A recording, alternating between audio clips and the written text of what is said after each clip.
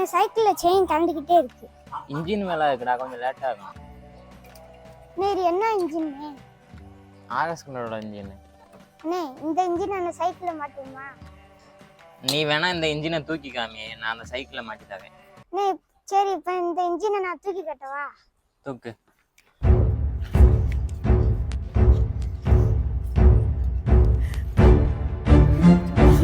என்ன பண்ற?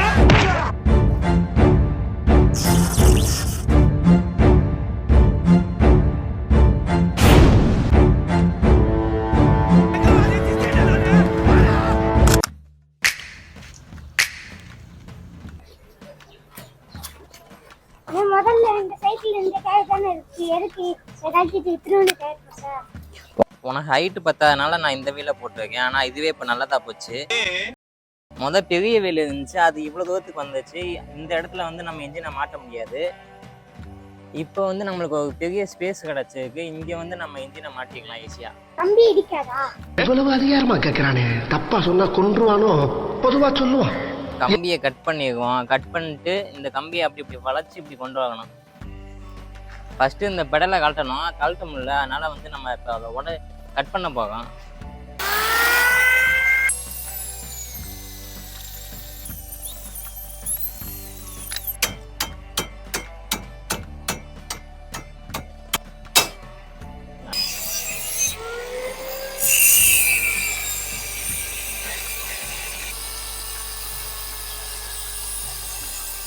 கவுசி இந்த நீயே வச்சுக்க, தூக்கி போட்டுக்கப்ப.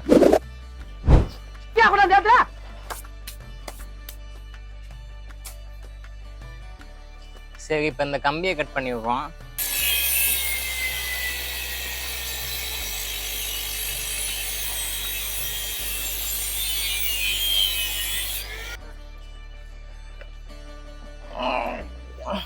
யாராங்க மாடு வீட்டு உள்ளார போந்து கைடி பாரி உஞ்சிட்டு பாரு, தொலைச்சு விடுங்க. வளைக்க முடியவில்லை. இது அதுக்கு ஏதாவது பண்ணணும். இது என்னன்னு? இது பேர் ஜாக்கி. ஜாக்கினா ஜாக்கி சனா?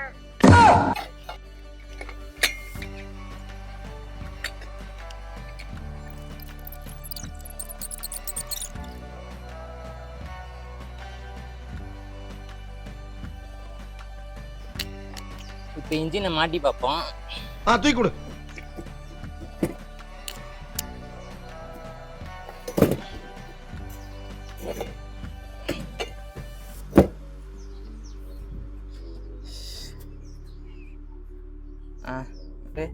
நான் சொன்னதுக்கு அப்புறம் தான் விடணும். அப்படியே அப்படியே அப்படியே. இப்ப விடுறா பாப்போம். லூசு பையனையும் உச்சா பையனையும் கூட வச்சது எவ்வளவு பெரிய தப்புன்னு எனக்கு இப்பதான்டா தெரியுது. இந்த இன்ஜின் இந்த சேஸ்ல மாட்டுறதுக்கு 3 இடத்துல மவுண்ட் பண்ணியிருக்காங்க. ஒன்று வந்து இங்கே, இன்னொன்று இங்கே, இன்னொன்று கீழே பக்கம் இருக்கு. ஃபர்ஸ்ட் வந்து இங்கே மாட்டணும். இங்கே மாட்டுறதுக்கு இந்த ஏரியாவில் ஒரு பா ஷேப் மாதிரி இந்த மாதிரி ஒரு பா ஷேப் மாதிரி ஒரு பிளேட்டை கட் பண்ணணும். அதுக்காக இந்த ஸ்டீல் எடுத்துருக்கோம். இதில் ஃபர்ஸ்ட் பண்ணிடுவோம்.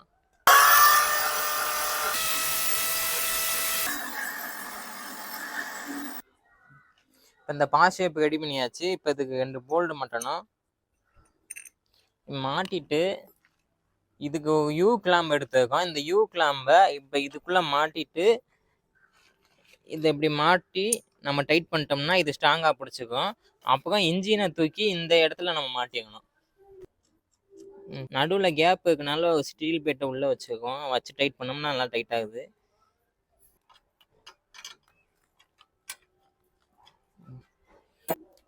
இப்போ இன்ஜினை தூக்கி மாட்டி பார்த்துக்குவோம். மறுபடியும் முதல்ல இருந்தா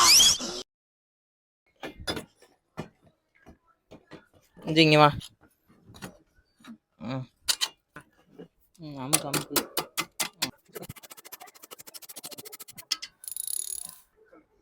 இந்த பக்கம் ஈஸியா மாட்டிதான், ஆனா இந்த பக்கம் ஈஸியாவே மாட்ட முடியாது. ஏன்னா இங்கக்குள்ள சைலன்சர் மீதி என் தம்பி தேவா சொல்லியான். ஆக்சுவலி இந்த பக்கம் ஏன் அந்த மாதிரி கிளாம் மாட்ட முடியாதுன்னா, இந்த பக்கம் சைலன்சர் வருது. இந்த பக்கம் சைலன்சர் மாட்டோம்னா அப்படியே டேரக்டாக இடிக்கும். அதுக்காக என்ன பண்ணோம்னா, ஒரிஜினல் சேஸில் எப்படி இருக்கோ அதே மாதிரி இங்கேருந்து 2 பைப்பாக கீழே வரைக்கும் கொண்டு போகணும். அப்போ தான் நடுவில் நம்மளுக்கு ஸ்பேஸ் கிடைக்கும், சைலன்சர் மாட்ட முடியும். இந்த பக்கமும் கிளாம் நல்லா மாட்ட முடியும். இந்த பைப்பு வேற ஏதாவது பண்ணலாமா, அது எங்கே வாங்குறதுன்ட்டு யோசிச்சுட்டு நாளைக்கு இந்த வீடியோவை கண்டினியூ பண்ணுவான். இப்ப இன்னைக்கு சைக்கிள் ஓட்ட முடியாதா? அதான் அந்த சைக்கிள் இருக்குல்ல, அதை ஓட்டு. என்ன குடுத்து பாக்குறேன் நீ? நடக்காதா, நான் இங்க இல்ல. நெக்ஸ்ட் டே நேற்று வீடியோவில் சொன்ன மாதிரி ஸ்ப்ளெண்டரோட சேஸை வந்து நாங்கள் கட் பண்ணி தனியாக வாங்கிட்டு வந்துட்டோம். இப்போ இதை நம்ம இங்கனுக்குள்ளே மாட்டணும். இங்கனுக்குள்ளே வெல்டு அங்கனுக்குள்ளே வெல்டு அடித்து மாட்டிட்டோம்னா இங்கனுக்குள்ளே நம்ம ஒரு ஸ்ட்ராங்கான ஜாயிண்ட் மாட்டிக்கலாம். ஒரிஜினல் சேஸில் என்ன ஒரு பெண்டு இருக்கும் அதே மாதிரி தான் இதுவும் இருக்குது. ஆனால் திக்னஸ் மட்டும் கொஞ்சம் கூட இருக்குது. அதோட கால் வைக்க இடம் வந்து இந்த வண்டியில் இங்கே வரும், ஆனால் இதில் இங்கே இருக்குது. அதனால் நம்ம கட் பண்ணி அதை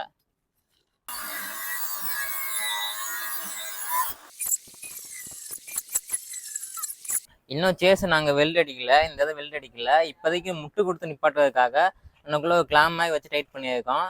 இப்போ டைட் பண்ண பிறகு இந்த பக்கம் வெல்ட் அடிச்சுக்கணும் 2 பக்கமும். அதே மாதிரி இன்னுக்குள்ளே இந்த கேப்பை ஃபில் பண்ணுறதுக்கு இந்த ஒரு பிளேட் மாதிரி ரெடி பண்ணியிருக்கோம். அப்படியே கரெக்டாக மாட்டினோம்னா உள்ளே போய் உட்காந்துருக்கோம். இந்த பக்கம் பண்ண மாதிரி அந்த பக்கம் பண்ணணும். இது எப்படி பண்ணுறதுன்னு சொல்கிறேன் நான். நார்மலாக நம்ம ஒரு பைப்பை இப்படி வச்சு 2 பக்கம் வெல்ட் அடித்தோம்னா அது ஸ்ட்ராங்காக இருக்காது. அதுக்கு என்ன பண்ணலாம்னா 2 பக்கம் பள்ளமாக்கிக்கலாம்.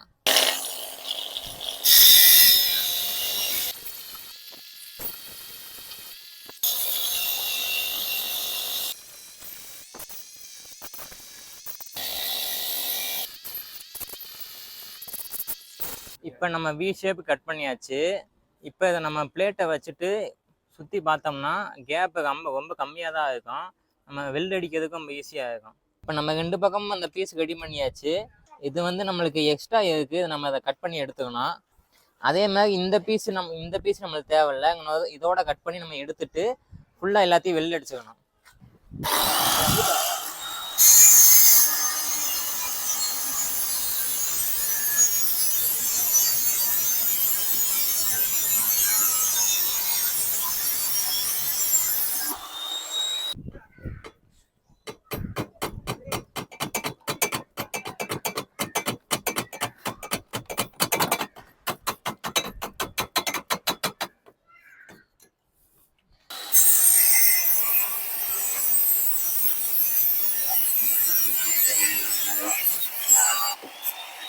இப்போ இந்த ஃப்ரேம்லாம் வெல்ட் அடிச்சாச்சு. இப்போ எவ்வளோ ஸ்ட்ரென்த்தாக இருக்குன்னு நீங்களே பாருங்க.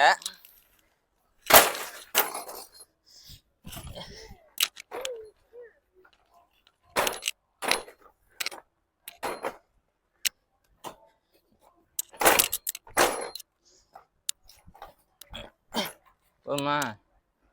இன்ஜினுக்கு 3 சப்போர்ட் இருக்குது. ஆனால் ஒரு இடத்துல மட்டும் தான் நம்ம மாட்டியிருக்கோம், மற்ற இடத்துலலாம் மாட்டலை. ஆனாலும் கொஞ்சம் ஸ்ட்ராங்காக பிடிச்சிருக்க மாதிரி தெரியும். ஆனால் இந்த பக்கம் நம்ம மாட்டினா தான் இன்னும் ஸ்ட்ராங்காக பிடிக்கும். அதுக்காக இந்த மாதிரி ஸ்டீலில் ஒன்று ரெடி பண்ணி அதை அப்படி உள்ளே வச்சு வெல்லடி இந்த பக்கம் ஃபுல்லாக வெல்ட் அடிச்சிட்டோம்னா, வெல்ட் அடிச்சுட்டு இன்னுக்குள்ளே போல்டை மாட்டிட்டோம்னா ஸ்ட்ராங்காக பிடிச்சிக்கும்.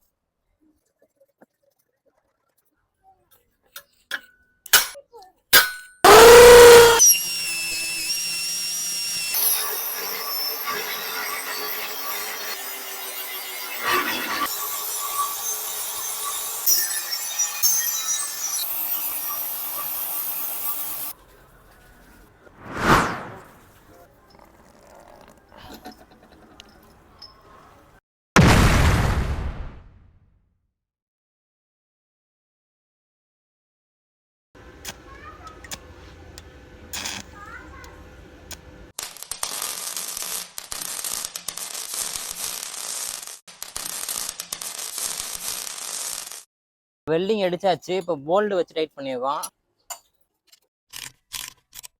இன்னைக்கு இப்படி சைக்கிளை நிப்பாட்டி வச்சதுல கீழே விழுந்து இந்த இடம் ஃபுல்லாக உடஞ்சி போச்சு. ஸோ அதனால இந்த இடத்த வந்து கழட்டி வச்சுட்டோம். இப்போ தான் மாட்டினோம். எதுக்காகனா கியக மாட்டுறதுக்காக. இப்போ கியக மாட்டினா தான் நம்ம இங்கே ஃபுட் ரெஸ்ட் இருக்கும் இல்லையா, அந்த ஃபுட் ரெஸ்ட் வச்சுக்கிறதுக்கு நம்ம ஒரிஜினல் ஃபுட் ரெஸ்ட் யூஸ் பண்ண போகிறதில்ல. அதுக்கு பதில் இந்த மாதிரி கம்பியை தான் யூஸ் பண்ண போகிறோம். இப்போ இந்த கம்பியை வந்து இங்கே வச்சு வெல்டிங் அடிச்சுக்கலாம். ஏன்னா ஒரிஜினல் ஃபுட் ரெஸ்ட் வந்து கரெக்டாக செட் ஆக மாட்டேங்குது. அடுத்து நம்ம மாட்ட போது செயின் ஸ்பாக்கெட்டு. நம்ம இந்த செயின் ஸ்பாக்கெட் தான் யூஸ் பண்ண போகிறோம். இந்த வீலை வந்து இந்த பக்கம் திருப்பி போட்டு இந்த ப்ரீவீலர் இந்த பக்கமாக வகமாக மாட்டிட்டு அந்த ப்ரீவீலரில் இந்த செயின் ஸ்பாக்கெட்டை மாட்ட போகிறோம்.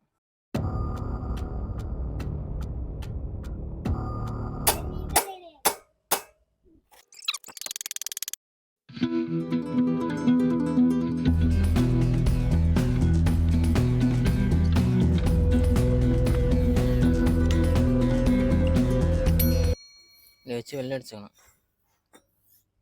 கால் வைக்கிறதும் வெல்டிங் அடிச்சாச்சு. சைக்கிள் வீலையும் கழட்டி வெல்ட் அடிச்சாச்சு.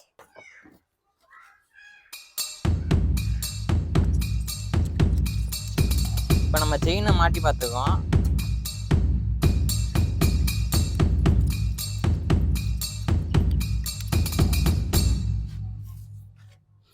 செயின் கீழே லைட்டாக வகசுது, ஆனால் இங்கே கூட அவ்வளோ வகசல, ஆனால் இங்கே ரொம்ப வகசுது. அதுக்கு என்ன பண்ணலாம்னா இன்னுக்குள்ள பிளேட்டை கட் பண்ணி எடுத்துட்டு இந்த மாதிரி வச்சு வெல்ட் அடிச்சுக்கணும். வெல்ட் அடிச்சிட்டோம்னா இந்த கேப்பில் வந்து இந்த செயின்ஸ் போயிட்டு போகும்.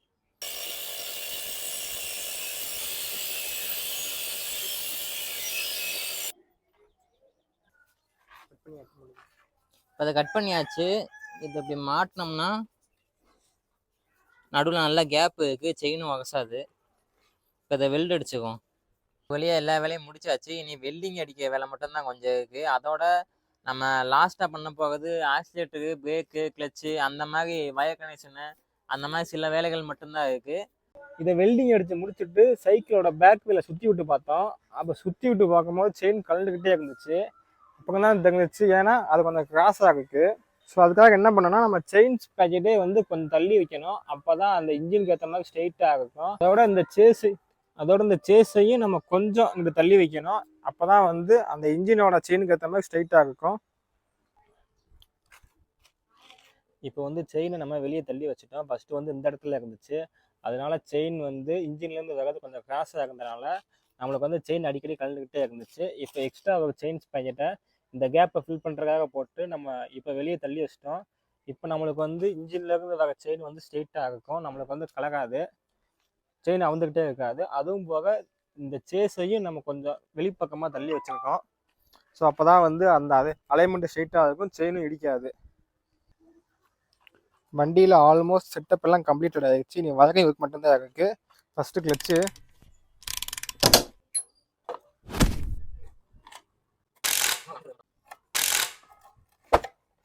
அடுத்து கியரு, ஆக்சிலேட்டரு,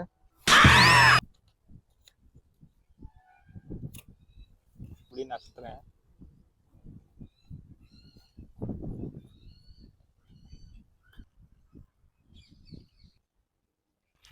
அடுத்து பின்னாடி பிரேக்கையும் நம்ம கிளச்சுக்கு பக்கத்துலேயே மாட்ட போகிறோம்.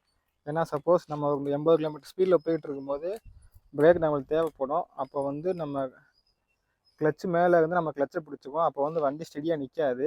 அதுக்காக வந்து இதை வந்து ஸ்ட்ரெயிட்டாக வச்சு மாட்டியிருக்கோம். நம்மளுக்கு கிளச்சு வந்து கீழே தான் இருக்கும்.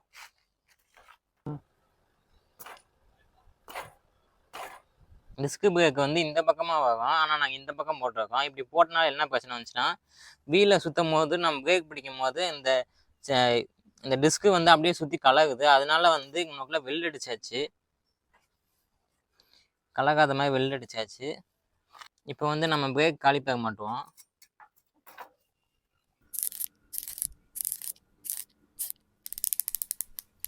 வண்டியில் கிளச்சு, பிரேக்கு, கியருக்கு 3 மாட்டியாச்சு. இப்போ பெயிண்ட் மட்டும்தான் அடிக்கணும். அதை மட்டும் அடிச்சுட்டு நம்ம வண்டியை ஓட்டி பார்ப்போம்.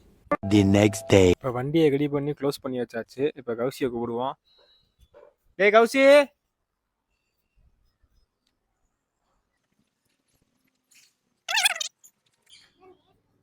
ஓப்பன் பண்ணு. சைக்கிளை ரெடி பண்ணியாச்சு ஃபுல்லா. That for several ages of vacant modern kingdom for the taking. Now that I've been put through hell, I never got anyone's help. I had to do it all myself. I don't ever slow up, no I don't take shit. I got no love for the fakeness. If you wanna play tough and wanna hate this, I'll always show up and make a statement. I don't ever slow up, no I don't take shit. I got no love for the fakeness. If you wanna play tough and wanna hate this, I'll always show up and make a statement. I don't ever slow up, no I don't take shit. I got no love for the fakeness. If you wanna play tough and wanna hate this, I'll always show up.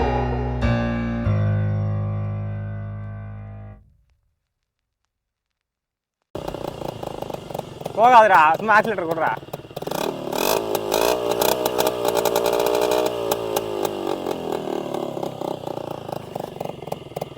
இது பெரிய வண்டினால சின்ன பசங்க வந்து ஓட்டக்கூடாது. Johnny,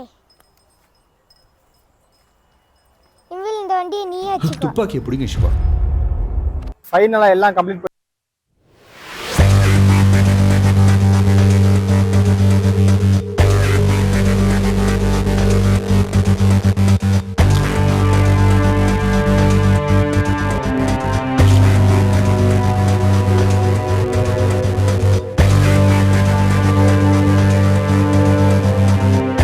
புதுசாக add பண்ணியிருக்கோம். அது என்ன add பண்ணியிருக்கோன்றதை காட்டுறோம்.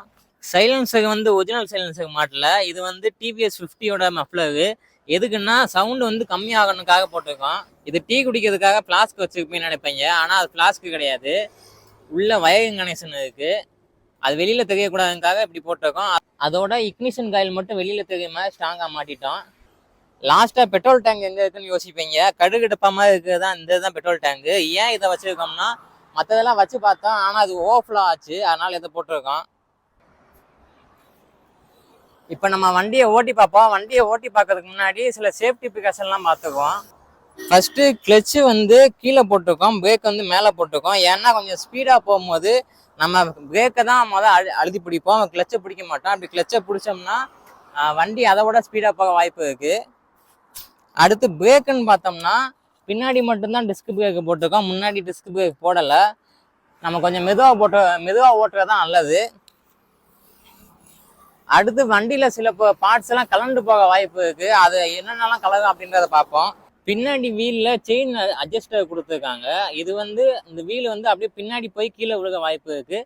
செயின் கலந்துச்சுன்னா அது பின்னாடி போயிருக்கும், செயின் கலகாமல் பார்த்துக்கணும். அதே மாதிரி முன்னாடி வீல் இதில் கீழே இந்த போர்டு லூஸ் ஆகிடுச்சுன்னா கீழே கலந்து விழுக வாய்ப்பு இருக்குது. சீட்டு சின்னதாக இருக்கனால நம்ம உட்காந்து ஓட்டும் போது பின்னாடி இப்படி வழுக்கிறதுக்கு வாய்ப்பு இருக்குது.